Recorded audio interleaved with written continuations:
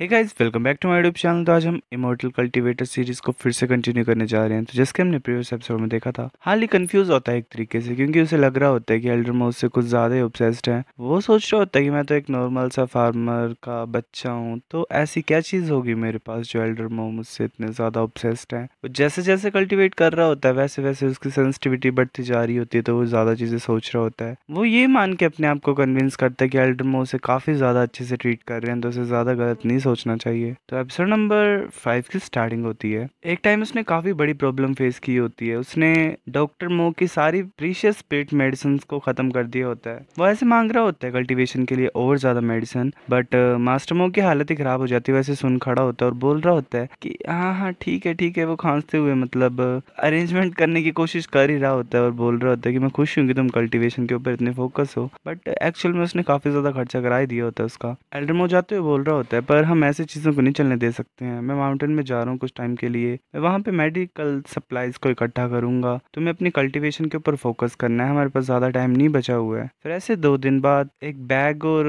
Equipments लेके चला गया एल्डरमो मेडिसिन को इकट्ठा करने के लिए। हाल ही अकेला वहाँ पे होता है और सोच रहा होता है कि सब चले गए हैं, मैं अकेला बचा हुआ हूँ गोड हैंड वैली में। मास्टर भी चले गए हैं, मेरा भाई भी चला गया, मेरे पास कोई भी नहीं है। मुझे पत्थर जैसी फीलिंग आ रही है इस वैली में। कितना अच्छा होता अगर ज़ांगटाई मेरे पास होता, तो वो सारी यादों को याद कर रहा होता है जो भी उसने ज़ांगटाई के साथ स्पेंड किए होती हैं। वो काफ़ी ज़्यादा मिस कर रहा होता है ज़ांगटाई को। मास्टर के जाने के बाद उसने 2 दिन काफ़ी ज़्यादा स्ट्रगल किया कल्टीवेट करते टाइम। उसने ये सोचा था, मतलब कल्टीवेट तो स्वान ही कर रहा था, वो यही सोच रहा था कि मास्टर तो है नहीं, तो घूमता हूँ मैं। वैसे घूम रहा होता है। डिस्पल सोच रहे होते हैं कि अब ये कौन है। हाल ही सोच रहा होता है कि हाँ, बाकी डिस्पल्स मेरे बारे में भूल गए होंगे। वेल, मैं भी नहीं जानता हूँ इन्हें, पर यहाँ पे चल क्या रहा है। वहाँ पे काफी ज्यादा बच्चे इकट्ठे हुए होते हैं, वो लड़ रहे होते हैं। हाल ही सोच रहा होता है कि मार्शल आर्ट कंपटीशन, अभी सीनियर ब्रदर ली कौन है, क्योंकि उसी का चेयर चला होता है। सभी वही कर रहे होते हैं। मतलब जो हाल ही होता है वो निकल के पहुंच जाता है वहाँ पे। सोच रहा होता है ये ग्रेट है, कितने ज्यादा साल हो गए, मैंने तो देखा ही नहीं कुछ भी। वो देखता है आगे तो एक इंसान नीचे पड़ा होता है और जीतने वाला इंसान डिसाइड हो जाता है। जो ली होता है वो बोल रहा होता है कि तुम सभी काफी ज्यादा कमजोर हो, कोई और लड़ना चाहता है मुझसे।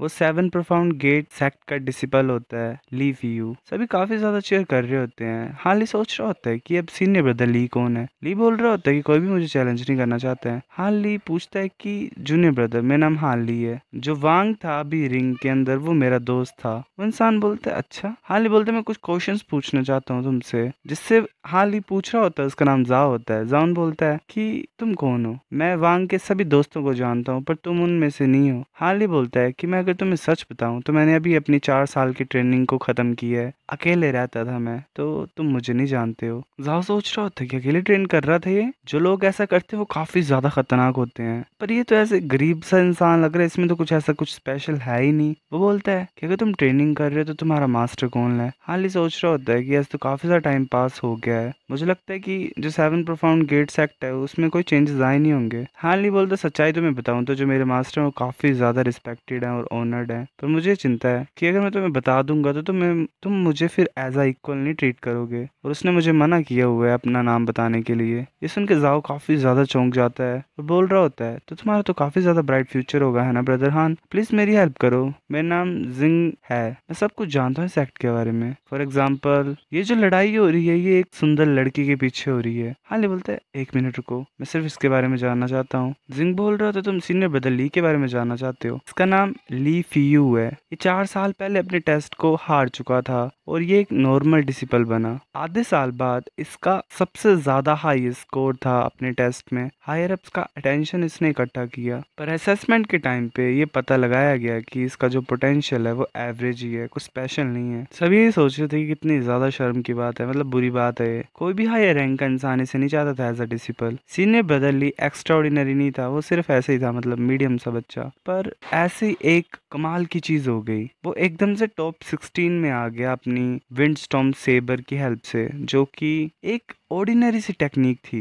वो 3rd प्लेस जीत गया मार्शल आर्ट्स कंपटीशन में रिसेंटली। उसकी ताकत सीनियर के कंपैरिजन में थी, जो कि काफी ज्यादा ताकतवर है। बाद में उसने काफी ज्यादा कमाल की चीजें की सेक्ट के भी हाफ में, जिसकी वजह से इसको निकनेम मिल गया टाइगर ली का जियांगशु के अंदर। तो इसलिए अब ये अलाउड है हॉल ऑफ 7 एब्सोल्यूट्स में, ताकि वो और ज्यादा ताकतवर टेक्निक्स को लर्न कर पाए। हाल ही बोल रहा था वाओ, एक आउटर डिसिपल इतना कर पाया। जिंग बोल रहा होता है वेल, सभी काफी ज्यादा आइडलाइज करते हैं इसे, से। हाली बोलता है कि मुझे ये बताओ कि ये लड़ क्यों रहे हैं। जिंग बोल रहा होता है तुम्हें सीनियर ब्रदर के बारे में भी नहीं पता। हाली बोलता है कि बाकी ओल्डर सीनियर ब्रदर कहाँ पे गए। जिंग बोल रहा होता है कि सेक्ट की लड़ाई चल रही थी विंड वॉल्फ गैंग के साथ, जो कि काफी ज्यादा सालों से खराब होती जा रही है। वह काफी बुरी गैंग है जो कि ऐसे ही जिन्होंने काफी ज्यादा हमारे कम एक्सपीरियंस वाले सीनियर ब्रदर्स को मार दिया है। इसीलिए हायर अप्स ने ऑर्डर किया हुआ है इन डिसिपल्स को कि वो जियांगशु में जाके ट्रेन करें। इसलिए यहाँ पे सिर्फ ये यंगर जूनियर ब्रदर ही बचे हुए हैं। तभी एक और मैच खत्म हो जाता है, एक स्वॉर्ड उड़ रही होती है। ली बोल रहा होता है तुम हारते हो। जिंग बोल रहा होता है कि इतने कूल मूव सीनियर ब्रदर ली कमाल के हैं। हाली बोलता है कि तुम अभी मुझसे नहीं बात कर रहे थे, कहाँ पे देख रहे हो तुम। वैसे काफी ज्यादा चेयर चले होते हैं, मतलब एक तरीके से चेयर अप ही कर रहे होते हैं, सारे लोग उसी की तारीफें कर रहे होते हैं। सभी उसके पास इकट्ठा होके बोल रहे होते हैं कि हमें कुछ सिखाओ। तब वो कुछ चीज नोटिस करता है और वहां से चल पड़ता है। वो सोच रहा होता है कि मेरे को कुछ अर्जेंट अटेंड करना है अभी। वो वहां से कूद के चला जाता है। डिस्पल्स बोल रहे होते हैं कि सीनियर ब्रदर ली की सेबर टेक्निक्स तो काफी ज्यादा कमाल की हैं और इनका जो ये मूवमेंट टेक्निक है और एनर्जी टेक्निक्स हैं भी काफी ज्यादा खतरनाक है। हाली भी काफी ज्यादा हैरान होता है वेल उसकी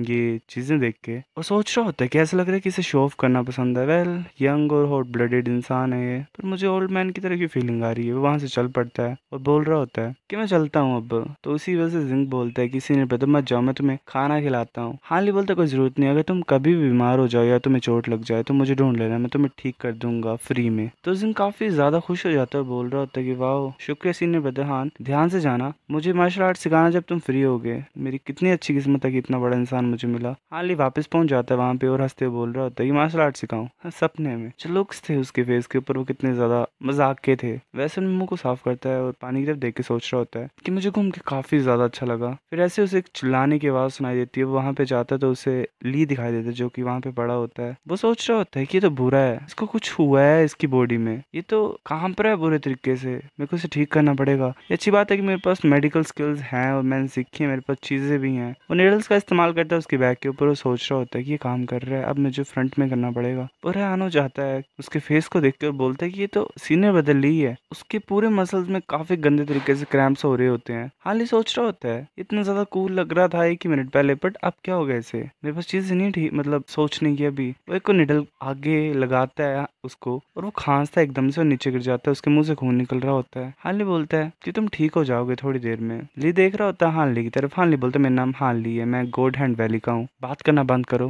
ताकत को इकट्ठे करने की कोशिश करो, तुम्हारी इलनेस काफी ज्यादा अजीब सी है। मुझे लगता है कि सिर्फ डॉक्टर मोही तुम्हें ट्रीट कर सकते हैं, पर वो ये बुरी बात है कि वो यहाँ पे नहीं है। वो कुछ बोल रहा होता है कि मेरी बीमारी का इलाज कुछ लगा होता है बोलने। हाली बोलता है क्या तुम्हारे पास है कुछ, ये अच्छी बात है, कौन सा है। वो ऐसे एक बोतल की तरफ इशारा करता है और हाली बोलता है ये। वो एक पिल सी निकालता है और वो पिल को देख के काफी ज्यादा हैरान होकर बोल रहा होता है क्या तुम श्योर हो यही पिल है। ली बोलता है कि हाँ। हाली गुस्से से बोल रहा होता है ये एसेंस एक्सट्रैक्शन पिल है। वो सारे इंग्रेडिएंट्स बता देता है उस पिल के। वो बोल रहा होता है कि इस पिल को खाने के बाद एक इंसान अपनी लाइफ फोर्स से हाथ खो बैठता है, पर वो अपने इनर पोटेंशियल को अनलॉक कर देता है और ताकतवर हो जाता है। अगर तुम इसे खाओगे तो अगर तुम फिर इसे रेगुलरली नहीं खाओ एक बार खाने के बाद तो तुम्हें पैरालिसिस हो सकती है या फिर तुम मर भी सकते हो। तुम्हारा एसेंस को खींचना की दर्द काफी बुरी होती है। सीन ने बदली, इस तरीके से तुमने इम्प्रूव किया। मुझे मत बताना कि अब ये सच में एसेंस एक्सट्रैक्शन पिल है। ये तुम्हारे लाइफ फोर्स को खींच के तुम्हें 10 सालों के अंदर मार देगी।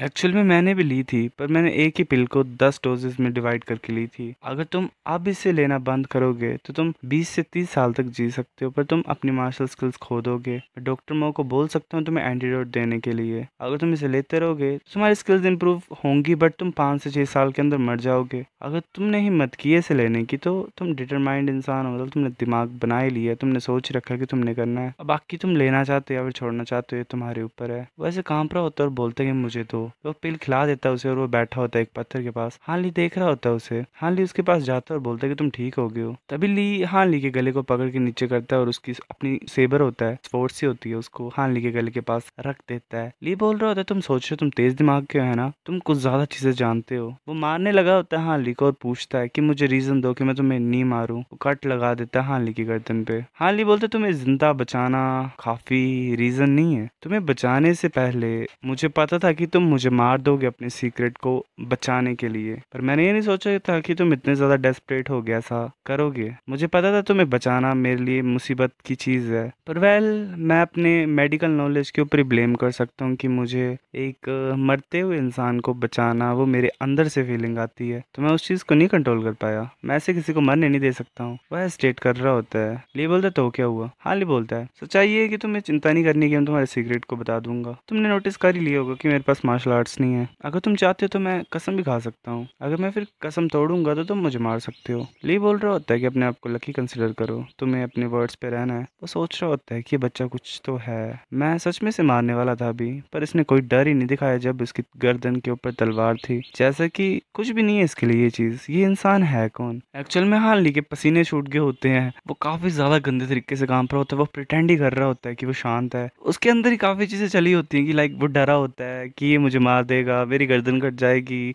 चला क्या है, ये एसेंस एक्सट्रैक्शन पिल को खा रहा है, मतलब काफी गंदा ओवरथिंक कर रहा होता है। पर वो सेम टाइम पे उसके एक्सप्रेशंस को भी ऑब्जर्व कर रहा होता है। उसने ही सोचा होता है कि ऐसा इंसान ही है जो इतना ज्यादा बुरा होगा और मार देगा, तो उसने वेल जुआ खेल लिया यहाँ पे। नॉर्मली उसने भी अपनी स्वॉर्ड निकाल ली होती है हाथ के नीचे से। ली बोल रहा होता है अगर तुम्हें कोई भी हेल्प चाहिए फ्यूचर में तो मुझे बता देना। तुमने मेरी जिंदगी बचाई है और तुम मेरे सीक्रेट को भी छुपाना चाहते हो, तो मैं ली फी यू हमेशा तुम्हारी डेप्थ में रहूंगा। सो गाइस, ये एपिसोड इतना था। वेल अब नेक्स्ट लाता हूँ मैं कुछ दिनों में, तब तक के लिए इस वीडियो पे लाइक कर दो। आप मिलते हैं आपसे, बाय।